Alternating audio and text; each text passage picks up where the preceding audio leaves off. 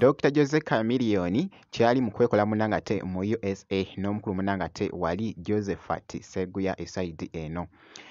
Kakati no ku saidi yemu kwesa Eddie Kenzo avuddeyo munnange actually nno alabika ndowooza yandisulawo munnangate Tawelo omanyi wenjogera bwentyo oba okitegeera ku Federation avuddeyo munnange actually tabadde mu mativu. Ngenda kubeera nga mbikutuusaako kakasa nti osubscribinga osaate n'okulayikinga video.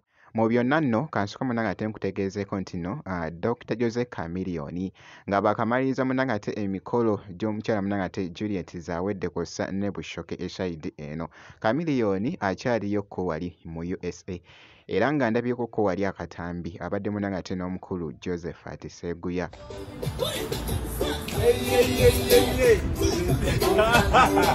Omuyimbi abayimbi omusajja mu Amerika wano atambula n'omuzinga gwe gugenda gukuba abeekyotabaire emizinga gyanjuki wano ku Amerika atambula na muzinga gwa music gugenda gukuba. Mpulidde music nga musajja ono munoonya wano mpulira oluyimba olujja luyimba mu Luganda ngamba muzungu kyo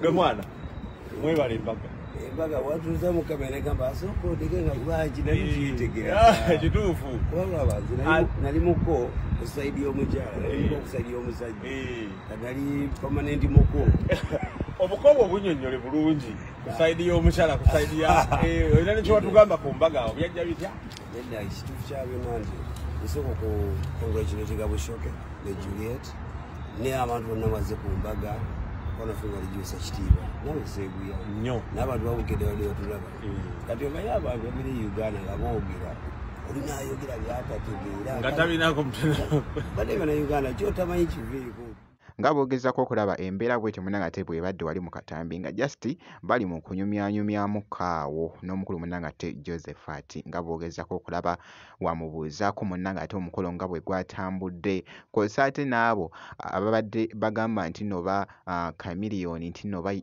yeeyagala munnangate ne Juliet Zawedde ate kati Bushoke munnangate ye yatuttemu munnangate omukyala. Bingi nnyo olugambo lungi nnyo nga womanyi munnangate social media bibadde bitambula. Eddie Kenzo avuddeyo munnange alina bingi byabadde atottola. Nze ng'omuntu I cannot continue with this disorganization because these music fights will never stop, you know, because they are sponsored and backed up by our leaders. Bingi nnyo munnangate byabadde atottola. Kakati nno avuddeyo munnange awo n'agamba alabika ndowooza yandiwummula munnangate Federation oba ne bagikwasa munnangate omuntu omulala. Waliwo akantu ke njagala bagamba because twatandika jjana eno ffenna okugezaako okulaba nga tereza omulimu gwaffe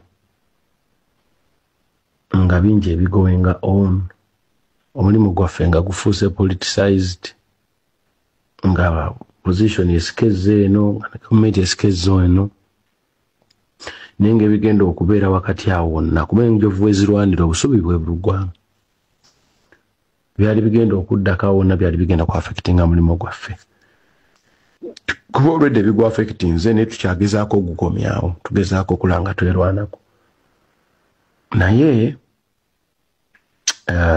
abwe mumanyi nti twalobinga 10 billion for the circles basooka ne batuwaako 5. Akati when I was at Afande Sare recently ne mugamba nti Afande I think the next 5 should be released abantu basobole okuba nga bakola ki abantu basobole okuba nga bazikozesa kubanga ebbanga libadde ppanvu aye n'ekyokubiri naffe nga federation tetulina ngeri gye tuyinza kulwaninga mu secretariat without money so nakitegeera oza ne bawodalinga sente zino zibe nga zikola ki zijja naye okuva lwe bagamba ministry sente zino zijje ministry yatandika okuteekawo enjogerezeganya wakati waffe nayo eraga nti ffe tulina kitwali tukoze era nga tulina kuddayo ku zero kola structures bupya bayita meeting awo ffe gye twagaana okugendamu ng'erimu buli bantu bonna era abagenda mu meeting eyo bangamba kyali kirungi ne tutagenda kubanga abantu baddayo eri kuyomba ani alina okukola ki ani alina okukola kino nga bwe mubimanyi. So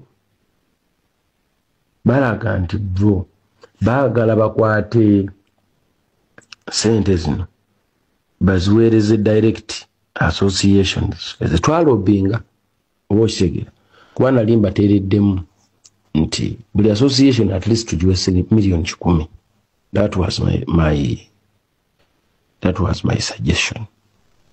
Ekintu ekyebakkiriza at least 100.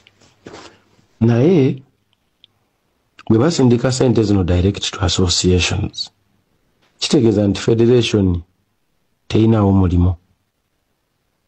Ekyokubiri, abantu bangi nnyo abali bakulira za associations abakyusabwa olw'oluvannyuma lw'okukola emivuyo mu associations ezo ng'okukumpanya sente ze twaba okukozesa ku woofiisi n'ebirala. Tetusobola kubanga tuweereddwa etteeka oba ekiragiro nti tukabire abantu sente ate ffe ntazibawa, tekisoboka. We cannot do that. Otegeera. Naye this money wants to be used to finish the federation. How? The moment batandika okugamba bamemba baffe nti we shall be dealing with you direct, kiraga nti federation awo tekyalinawo mulimu, and no one can listen to the federation kuba beba tekyalina kyekola ki kyewa bantu. Olwo nno baba batukutuddeko eddoboozi eryawamu eryerwanirira. The moment we are divided, then there we can be easy to be manipulated. So this thing ogamba mu federation eryawo abantu abaya abatambula nayo be bano baagala kijjawo nga tebaogedde nga tebagigambe nti tukijjeewo. Naye the moment batandika okudiringa naawe, and they will make sure that you disorganize, they will disorganize you so that there is no accountability and sustainability. Neffe tubadde twekuumye bulungi emyaka gino ebiri egiyise bwe kimu tukikoze bulungi, abantu nga balyoke era nga balinda ebintu bingi, copyright management system, copyright law, regional studios n'ebirala bingi. Naye embeera eno eya zino ssente bwebezze n'etandika okutukuba, tubadde tukyasobola kutuula wano kuba kati nze mmanyi abantu bangi ba leaders of associations and members who are not into this thing of structures oba mbu tubeerawo nga tulina one voice. For them they don't care. Kasita omwayo k'omwana akalya inaagenda kiba kiwedde, and they are there, they are here, even our members here. Kati nga bino ebyokubeera ennyo organized tebabyaga, of which oli bw'aba agenda agenda kulinga ne associations direct aba abamaze oba disorganizing kuba abantu bangi nnyo wano balida batalina discipline esigala ku mulamwa ye agenda wali sente. So nga tezo sente zembagambye ntono nnyo, bantu associations zina ba members 200 300, kitegeeza ba million 10 omuntu n'okufuna emiliyoni lugenda kuba lutalo. So the only thing ekisobola Bayamba was maintaining is the respect and the recognition of leadership and structure kyebaagala okukuba kiggwewo.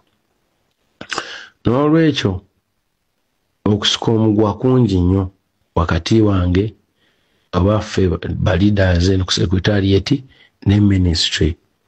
And you know ministry yetwala advocate yaffe. It is a bigger body because it's government, and for us we are private, so we cannot compete with them that much. You understand? Nze ng'omuntu, I cannot continue with this disorganization because these music fights will never stop, you know, because they are sponsored and backed up by our leaders. So, Banank, when I come back from Acholi, I will put in my resignation. I will resign from music leadership. Hope you guys can find another person to continue with this. I can't manage. I don't think I can manage me as a person. Abalala simanyi, they can continue with this job. Naye nze nga nze ndabika ntendewaliddwa. byebyo nno munnange ate bibadde bitambula ku bubaka obwo oba omukulu munnange ate Eddie Kenzo. Ku sayidi y'emu nga nkwongeddeyoko katono nga nkuzizza wano ku Dr. Jose Chameleone mu katambi kano akabadde kafuuse wali ettabbu. Ssebo ye agambye nti nno ayagala munnange ate abakago be baba munnange ate bamuzza nga boogezaako okulaba engeri gy'abadde agoyingamu munnange ate Crazy kibadde bulala nnyo nga boogeza ku munnange ate okulaba akatambi ako. My love to Crane Cargo. Yo, Crane Cargo, I'm going to go shipping on Wednesday, but I'm in America. We ship without charge, Crane Cargo. Ye mukulu munnange ate Dr. Jose Chameleone leero bwe nti munnange ate wemucekinzeko gwe kati tobeera ng'osubscribinze ebisigadde byonna munnange ate bitulekere.